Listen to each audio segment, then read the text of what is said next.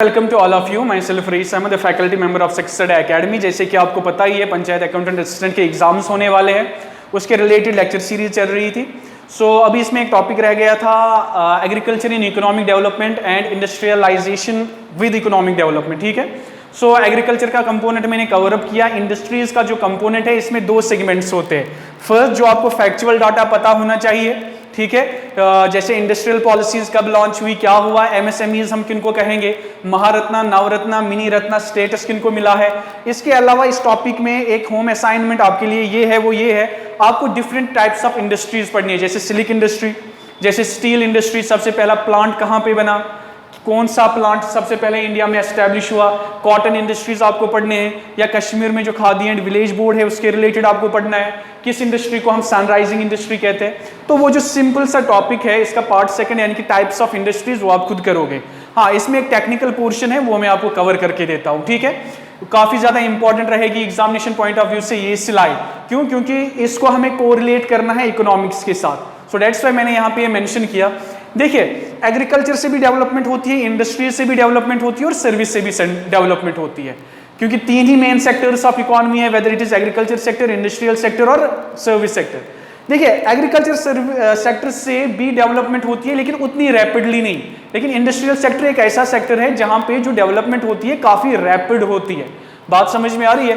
Rapid development के लिए industrial sector बहुत ही ज्यादा इंपॉर्टेंट है। इसलिए पंडित जवाहरलाल नेहरू, जो कि हमारे पीएम रह चुके थे, उन्होंने कहा पीएसयूज, पब्लिक सेक्टर अंडरटेकिंग्स को, कि they are the temples of modern India. कभी क्वेश्चन पूछा जाता है, टेम्पल्स ऑफ मॉडर्न इंडिया हम किनको कहते हैं, या किसने कहा था पीएसयूज को temples of modern India? Jawaharlal Nehru ने।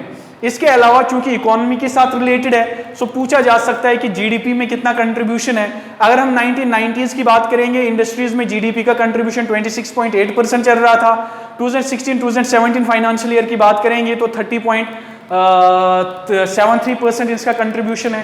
तो अभी की अगर हम बात करेंगे, I think it is approximately somewhere 29 point something, ठीक है, या 28 पॉइंट समथिंग। डिफरेंट बुक्स पे डिफरेंट डाटा है, लेकिन आप ये याद रख सकते हो। इसके बाद एम्प्लॉयमेंट में इसका कितना कंट्रीब्यूशन है, 1990 से लेकर 2000 के बीच में 16.4%, एंड 2011 और 2012 फाइनेंशियल ईयर की अगर हम बात करेंगे, इट इज 24.3%। अगर हम ध्यान देंगे, यहाँ पे इंडस्ट्रीज की वजह से हमारी एम्प्लॉयमेंट रेट भी बढ़ रही है, और इंडस्ट्रीज की वजह से हमारी जो है जीडीपी में भी ग्रोथ आ रही है। ठीक है, देखिए, अभी मुझे यहाँ पे 5 ईयर प्लान्स तो नहीं पढ़ाने हैं, बट आपको पता होगा कि इंडिया में जो सबसे बड़ी गलती हमने की वो यही थी कि फर्स्ट 5 ईयर प्लान में हमने पूरा फोकस किया था एग्रीकल्चर पे, और सेकंड में हमने जल्दी इंडस्ट्रीज पे फोकस किया। ठीक है, वो हमसे वहां पे मिस्टेक होगी। अगर हमने सेकंड टाइम भी एग्रीकल्चर पे ही फोकस किया होता, तो पहले हमारा एग्रीकल्चरल सेक्टर अच्छे से डेवलप होता, उसके बाद इंडस्ट्रियल सेक्टर। एनीवेज, अब मुझे उस बहस में नहीं जाना है, तो यहाँ पे डाटा आप याद रखोगे। अच्छा, इंडस्ट्रियल पॉलिसीज के बारे में हम पढ़ेंगे। देखिए, 3 बार इंडस्ट्रियल पॉलिसीज लॉन्च की गई। कुछ बुक्स में आप 5 टाइम्स भी देखोगे, लेकिन जो 2 टाइम्स इंडस्ट्रियल पॉलिसीज लॉन्च की गई, वो इंडस्ट्रियल पॉलिसीज नहीं थे एक्चुअली। 3 ही मेन इंडस्ट्रियल पॉलिसीज है। एक 6 अप्रैल 1948 को लॉन्च की गई, आईपी मतलब इंडस्ट्रियल पॉलिसी, 1948 के नाम से हम इसको जानते हैं। सेकंड, इंडस्ट्रियल पॉलिसी 1956 के नाम से हम इसे जानते हैं। इंडस्ट्रियल पॉलिसी 1991 के नाम से हम इसको जानते हैं। क्योंकि एग्जाम के लिए कम टाइम बचा हुआ है, मैं टू द पॉइंट आपको यहाँ पे पढ़ाऊंगा। डिस्कशन करने के लिए को बहुत सारे पॉइंट्स हैं, लेकिन अभी हम यहाँ पे टाइम का भी ध्यान रखेंगे, क्योंकि एग्जाम के लिए आपके पास बहुत कम टाइम बचा हुआ है। देखिए, आपको याद क्या करना है। फर्स्ट इंडस्ट्रियल पॉलिसी लॉन्च कब हुई? 1948 में। 6 अप्रैल 1948 को फर्स्ट इंडस्ट्रियल पॉलिसी लॉन्च हुई। अच्छा, किसने डिक्लेयर की थी ये IP first? It was mister Shyam Prasad Mukherjee, जो कि यूनियन इंडस्ट्रीज मिनिस्टर थे। यूनियन इंडस्ट्रीज मिनिस्टर यानी कि सेंटर की तरफ से जो इंडस्ट्रीज मिनिस्टर थे, इट वाज श्याम प्रसाद मुखर्जी। 1948, 6 अप्रैल 1948 को पहली इंडस्ट्रियल पॉलिसी लॉन्च की गई, और इसका जो बेसिक ऑब्जेक्टिव था, that was mixed economy. Mixed economy का मतलब है प्राइवेट और पब्लिक सेक्टर दोनों एक साथ काम करेंगे। ठीक है, सेकंड इंडस्ट्रियल पॉलिसी की अगर हम बात करेंगे, जो कि 1956 में लॉन्च की गई, 30 अप्रैल 1956 में। इसको भी लॉन्च किसने किया? इसको लॉन्च किया पंडित जवाहरलाल नेहरू ने, जो कि इंडिया के पीएम रह चुके हैं। ये पॉइंट्स आप याद रखोगे। फर्स्ट इंडस्ट्रियल पॉलिसी कब लॉन्च की गई? डायरेक्टली एग्जाम में क्वेश्चन आएगा, किसने लॉन्च की, ये भी क्वेश्चन एग्जाम में आएगा। ठीक है, इसके बाद सेकंड इंडस्ट्रियल पॉलिसी कब लॉन्च हुई? 30 अप्रैल 1956 को। किसने लॉन्च की? पीएम ने, ठीक है ना, यानी कि जो कि उस टाइम पीएम थे पंडित जवाहरलाल नेहरू। इसके बाद यहां पे जो मेन मोटिव था दैट वाज मिक्स्ड इकोनॉमी। यहां पे जो मेन मोटिव था it was socialist pattern of economy. SSC में बड़ी बार ये क्वेश्चंस पूछे गए थे। सोशलिस्ट ऑब्जेक्टिव कब था, मिक्स्ड इकोनॉमी का ऑब्जेक्टिव कब था, लिबरलाइजेशन किस इंडस्ट्रियल पॉलिसी में लाई गई। सो मिक्स्ड इकोनॉमी को आप रिलेट करोगे फर्स्ट इंडस्ट्रियल पॉलिसी के साथ, सोशलिस्ट को आप रिलेट करोगे सेकंड इंडस्ट्रियल पॉलिसी के साथ। सोशलिस्ट पैटर्न में क्या हुआ, इंडस्ट्रीज को डिवाइड किया गया 3 कैटेगरीज में। कुछ को रखा गया पब्लिक इंडस्ट्रीज जैसे ट्रांसपोर्टेशन वगैरह, वो टोटल नंबर ऑफ 17 थे। कुछ को मिक्स्ड मतलब जिसमें पब्लिक भी होगा प्राइवेट भी होगा लेकिन कंट्रोल स्टेट का होगा, 12 कुछ इंडस्ट्रीज थे ऐसे। और इसके अलावा जो भी बची कुछ इंडस्ट्रीज थी वो प्राइवेट इंडस्ट्रीज थी, ठीक है। मेरे हिसाब से 3 पॉइंट्स आप याद रखोगे। पॉलिसी कब लॉन्च हुई, किसने लॉन्च की, मेन ऑब्जेक्टिव क्या था। इसके बाद थर्ड इंडस्ट्रियल पॉलिसी 1991 जो कि 24 जुलाई 1991 को लॉन्च की गई। Important point for your examination, Narasimha Rao. देखिए मैं हर एक पॉइंट जो आपको पढ़ा रहा हूं ना it will be directly asked in examination, ठीक है। अब मुझे क्योंकि टाइम कम बचा हुआ है मैं वो अननेसेसरी चीजें आपको नहीं पढ़ा रहा हूं। क्वेश्चन बन ही क्या सकता है, बस इतना ही तो बनेगा ना। थर्ड इंडस्ट्रियल पॉलिसी कब लॉन्च हुई, थर्ड इंडस्ट्रियल पॉलिसी किसने लॉन्च की, थर्ड इंडस्ट्रियल पॉलिसी का मेन मोटिव क्या था। यही 3 चीजें एसएसबी के इंपॉर्टेंट एस्पेक्ट्स होते हैं। सो यहाँ पे लिबरलाइजेशन था मेन मोटिव। लिबरलाइजेशन का मतलब यार इंडस्ट्रीज को बढ़ाना है तो इन्वेस्टर्स होने चाहिए। लेकिन जब इन्वेस्टर्स को दिक्कत आती है ना कोई काम स्टार्ट करने में, जैसे लाइसेंस जल्दी से नहीं मिलते हैं, एनआरआईज कहते हैं हम इन्वेस्टमेंट करेंगे लेकिन उनको वो पेपर फिलिंग में काफी टाइम चला जाता है। तो यहाँ पे आप मेन मोटिव रखे। नरसिम्हा राव के टाइम पे क्या हुआ, लिबरलाइजेशन मतलब आसानी की गई, जो पॉलिसीज लॉन्च करने में या लाइसेंसिंग लेने में बहुत इजी किया गया। इससे एफडीआई भी काफी बढ़ गया, एनआरआईज की इन्वेस्टमेंट भी इंडिया में काफी ज्यादा बढ़ गई। समझ लीजिए आप यहाँ पे जिसको इंडस्ट्रीज डेवलप करनी थी उनके लिए आसानी क्रिएट की गई, ठीक है। So here mixed economy, here socialist pattern, here liberalisation, ठीक है। इसके बाद करंट अफेयर में 2 टॉपिक्स थे। देखिए हर करंट अफेयर के टॉपिक को ना हमें स्टैटिक के साथ जोड़ना चाहिए क्योंकि वहां से एग्जाम में क्वेश्चंस बनते हैं। आपने देखा होगा मन की बात में भी आईआईपी के बारे में बात हुई थी, एमएसएमईज के बारे में बात हुई थी, ठीक है ना। तो इसका relevance examination point of view से काफी ज्यादा बढ़ता है। एमएसएमईज कभी डेफिनेशन ही पूछी जाती है, micro small and medium industries. आपने क्या याद रखना है, आपने ये याद रखना है कि on the basis of investment हम किसको माइक्रो कहेंगे, किसको स्मॉल कहेंगे, किसको मीडियम कहेंगे, ठीक है। ये आपको रट लेना है। देखिए जिसकी इन्वेस्टमेंट एक्सीड नहीं होगी 25 लाख से इट इज माइक्रो, जिसकी 25 लाख से लेकर 5 करोड़ तक होगी इट इज स्मॉल, जिसकी 5 करोड़ से लेकर 10 करोड़ तक होगी इट इज मीडियम। फिर से मैं कहूंगा डज नॉट एक्सीड 25 लाख उसको हम कैटेगराइज करेंगे माइक्रो इंडस्ट्री। जिसकी होगी more than 25 lakh but does not exceed 5 crore, 25 lakh से ज्यादा और 5 करोड़ से ज्यादा नहीं, यानी कि अप टू 5 करोड़, तो वो हो गई स्मॉल। 5 करोड़ से 10 करोड़ वो हो गए मीडियम। बात समझ में आ रही है, चूंकि ये करंट अफेयर में टॉपिक था तो मैंने यहाँ पे कवर अप किया। इसके बाद जो हाईली इंपॉर्टेंट अगर करंट अफेयर से उसको क्वेश्चन डालना होगा वो ये होगा, क्योंकि लास्ट ईयर बहुत ही ज्यादा न्यूज में रहा है, IIP index of industrial production.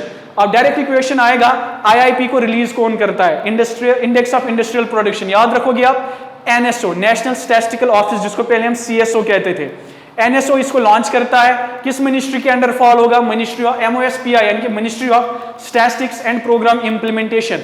IIP is यानी कि index of industrial production is released by NSO under which ministry, under ministry of statistics and programme implementation. अब आप अच्छा इसके बाद आप याद रखोगे इंडिया में जो भी इंडस्ट्रीज है ना उसमें मेजर 8 इंडस्ट्रीज है जिनका बहुत ही ज्यादा कंट्रीब्यूशन रहता है हमारे एक्सपोर्ट्स में। देखिए हजारों की तादाद में इंडिया में इंडस्ट्रीज है, लेकिन 8 ऐसे इंपॉर्टेंट इंडस्ट्रीज है जो कि बहुत ज्यादा ऑलमोस्ट 40% अकेले में वो जो है कंट्रीब्यूट करते हैं इंडिया के एक्सपोर्ट्स में, ठीक है।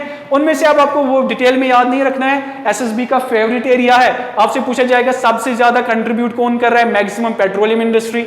अच्छा मिनिमम कौन कंट्रीब्यूट कर रहा है, फर्टिलाइजर इंडस्ट्री। टोटल में कितने कोर इंडस्ट्रीज है, 8, जैसे कि इलेक्ट्रिसिटी है, सीमेंट है, रिफाइनरी वगैरह, वो 8 इंडस्ट्रीज है। आपको बस याद रखना है IIP is released by NSO, किस मिनिस्ट्री के under, ministry of statistics and programme implementation. सबसे ज्यादा कंट्रीब्यूट कौन करेगा, पेट्रोलियम। सबसे कम कंट्रीब्यूट कौन करेगा, इट इज फर्टिलाइजर, ठीक है बेटा। इसके अलावा आपको याद रखना है इंडिया में किन स्टेट्स में सबसे ज्यादा इंडस्ट्रीज एस्टेब्लिश हुई, वो है यूपी और महाराष्ट्र। यूटीज में सबसे ज्यादा कहाँ पे इंडस्ट्रीज एस्टेब्लिश हुई, वो है दिल्ली एंड चंडीगढ़। ये तो हुई कि एस्टेब्लिश कहाँ पे हुई, लेकिन क्वेश्चन ये भी आ सकता है कि कहाँ पे सबसे ज्यादा इंडस्ट्रीज ने एम्प्लॉयमेंट जनरेट करके दी। अगर हम देखेंगे एम्प्लॉयमेंट सेक्टर तो टॉप स्टेट्स में आएगी महाराष्ट्र और यूपी। यहाँ पे कंफ्यूज नहीं होना, यहाँ पे सबसे ज्यादा इंडस्ट्री एस्टेब्लिश कहाँ पे हुई, पहले नंबर पे यूपी में, दूसरे नंबर पे महाराष्ट्र में। यहाँ पे एम्प्लॉयमेंट कहाँ पे ज्यादा जनरेट हुई, महाराष्ट्र में, फिर यूपी में। अच्छा, किस यूटी में सबसे ज्यादा एम्प्लॉयमेंट्स प्रोवाइड की गई through industries, it was Delhi and Chandigarh. ठीक है, इसके बाद और एक इंपॉर्टेंट पॉइंट मुझे लगता है, अगर एग्जामिनर जो आपका क्वेश्चन पेपर सेट करेगा, अगर उसको अच्छा सा एक क्वेश्चन डालना होगा तो वो यहां से भी क्वेश्चन पुट फॉरवर्ड कर सकता है। आपसे पूछा जाएगा महारत्ना इंडस्ट्रीज को मेनली तीन वेज में डिवाइड करते हैं। महारत्ना, सिंपल भाषा में महारत्ना होगी बड़ी बड़ी इंडस्ट्रीज, नवरत्ना होगी मीडियम इंडस्ट्रीज, मिनी रत्ना होगी छोटी छोटी इंडस्ट्रीज। ठीक है, अब हम इन्हीं को टेक्निकल टर्म्स में समझते हैं। एसएससी में एक बार डायरेक्टली उन्होंने क्वेश्चन पूछा था, बताइए इंडिया में टोटल कितनी महारत्ना इंडस्ट्रीज है, तो आप याद रखोगे टोटल में 8 है, जो कि सबसे बड़ी इंडस्ट्रीज है इंडिया में। आप इन 8 इंडस्ट्रीज के नाम भी याद रखोगे, ONGC, NTPC, SAIL, IOC, CIL, BHEL, GAIL और बीपीसीएल। ये 8 इंडस्ट्रीज आपको याद रखने होंगे। अच्छा, अगर उनको थोड़ा डेप्थ में जाना होगा तो वो आपसे पूछेंगे, बताइए what is the eligibility criteria for an industry to become Maharatna. अगर किसी इंडस्ट्री को महारत्ना बनना होगा तो पहले वो ऑलरेडी नवरत्ना होनी चाहिए।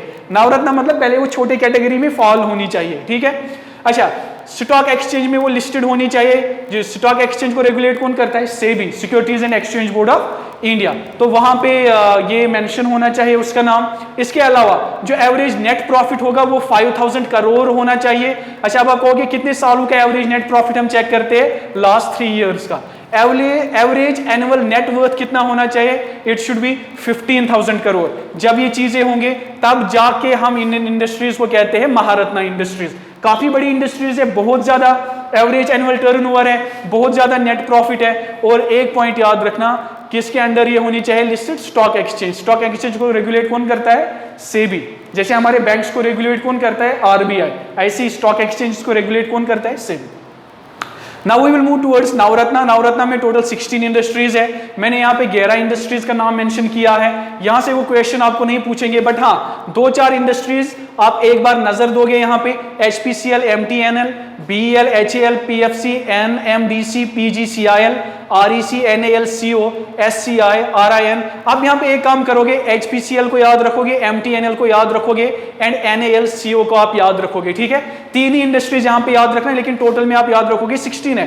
बट आप महारत्ना के 8 इंडस्ट्रीज आपको याद रखने होंगे। क्यों? क्योंकि वहां पे आप ऑप्शंस को एलिमिनेट कर सकते हो। ठीक है, देखिए आपसे क्वेश्चन में पूछा जाएगा which of the following is Maharatna, which of the following is Navratna. एक ही याद रखो ना बेटा, एक ही याद रखोगे ना तो ऑटोमेटिकली वो ऑप्शंस आप वहां पे एलिमिनेट कर सकते हो। ठीक है, अच्छा, एलिजिबिलिटी स्टेटस क्या है, जैसे इसके लिए जरूरी था ये पहले नवरत्ना होनी चाहिए, अब हम देखेंगे नवरत्ना के लिए जरूरी है कि वो पहले मिनी रत्ना होनी चाहिए। ठीक, अच्छा, इसके बाद हैविंग एटलीस्ट 3 एक्सीलेंट और वेरी गुड रेटिंग। देखो एमओयू की तरफ से रेटिंग्स होती है। ठीक है, और लास्ट 5 ईयर्स में जिस इंडस्ट्रीज को कम से कम 3 बार एक्सीलेंट या 3 बार वेरी गुड की रेटिंग मिली होगी उसको हम क्लासिफाई करते हैं इट इज नवरत्ना में। ठीक है, इसके बाद कंपोजिट स्कोर क्या होना चाहिए, कंपोजिट स्कोर होना चाहिए 60 का। टोटल स्कोर होता है 100, जो कंपनी का स्कोर 60 से ज्यादा होगा वो भी फॉल किस में कर सकती है, वो भी फॉल कर सकती है नवरत्ना में। ठीक है, इसके बाद मिनी रत्ना में आपको कुछ खास याद नहीं रखना है क्योंकि बड़ी सारी इंडस्ट्रीज है, इसमें 73 इंडस्ट्रीज फॉल करेंगे और इसको स्टार्ट कब किया गया था, 1997 में। सो ये कुछ टेक्निकल चीजें थे जिन्होंने परेशान करके रखा था स्टूडेंट्स को रिगार्डिंग इंडस्ट्रियल सेक्टर। बाकी जो इसमें वो इंपॉर्टेंट इंडस्ट्रीज है वो आप 2-2, 3-3 लाइन्स में कर ही लोगे, वो कोई बड़ा इशू नहीं है। बट हाँ, जो टेक्निकल पॉइंट ऑफ व्यू था, क्योंकि इसको रिलेट हमें करना था इकोनॉमी के साथ, सो डेट्स वाई ये आपके एग्जाम के लिए काफी ज्यादा इंपॉर्टेंट होगा। Okay, best of luck.